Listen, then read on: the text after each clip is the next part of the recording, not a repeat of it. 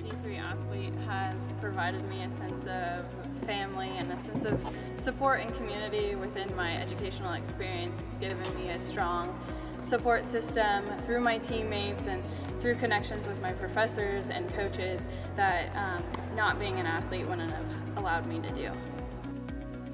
The kind of characters and individuals that come out to compete at the D3 level bring so much more mentally and physically than I've found, just because they have to develop their own motivation directly from their love for the sport, and that's just what's so unique about it.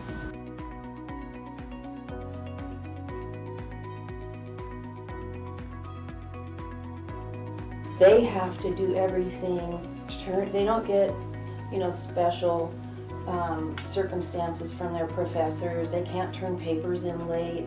They can't take tests late. They have to fulfill all of the requirements that every other student has to. But initial eligibility, that's your eligibility when you first enter the institution as a first-time freshman.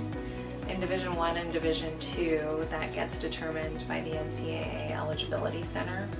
And there's a set criteria that the NCAA Eligibility Center staff reviews and determines if you're eligible or not.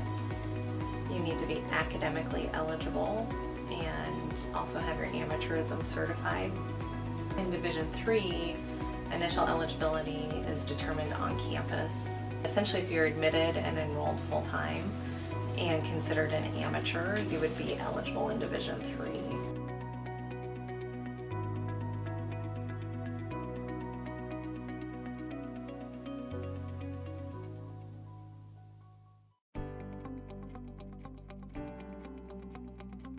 Key areas that you tend to see major infractions would be academic misconduct or academic fraud, and then also financial aid violations. So somehow providing student athletes favor when issuing financial aid, and from an academic standpoint, providing more or additional resources that aren't available to the general student population.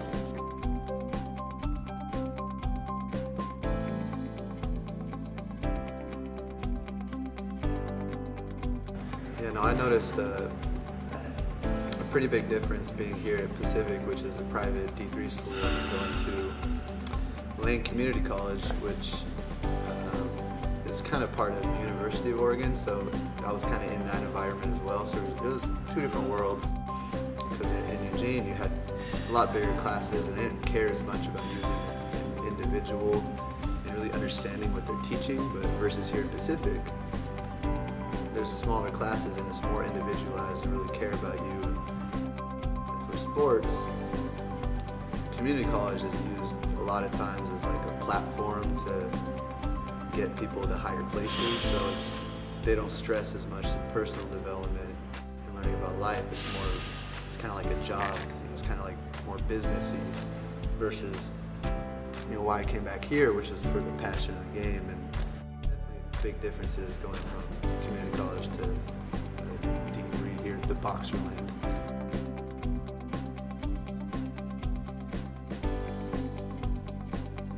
In Division III, obviously because it's a non-scholarship division, I think that the integration of the intercollegiate athletics is kind of a legitimate educational enhancement to the overall academic experience. It's just a better model. And so it's none of the Division III schools that I know of are making millions and millions of dollars off any of their programs. That's just not the model.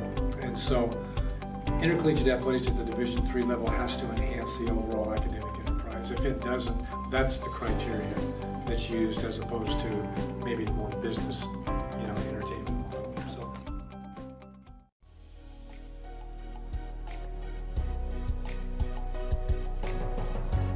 Mostly just means a lot of early mornings and late nights. You got to make that sacrifice in every way to do what you want, but to do what needs to be done. And that's really all there is to it. Just putting in the hours, putting in the laps, and having fun while you do it. academics comes first, but then also there's a strong presence with your athletics as well. I wanted to find a school that had that strong balance in both of those, just so I could focus still on a career and something that I'm passionate about and something that will allow me to excel later in life. But I also wanted to focus on being able to play college tennis, because that's been a strong goal of mine. So I really wanted that that small college feel where I knew my professors, I knew my coaches, so then I could really excel in both aspects of being a student athlete. I think that the most important thing to look for, and why I'm really happy I chose Pacific, is mix as well, and how the coaches think about balancing that.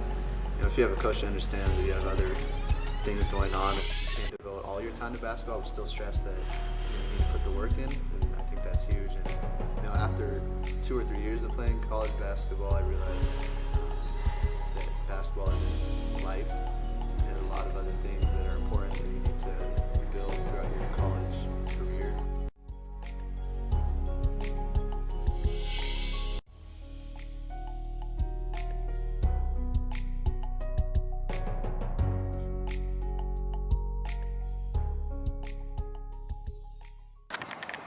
Fundamentals.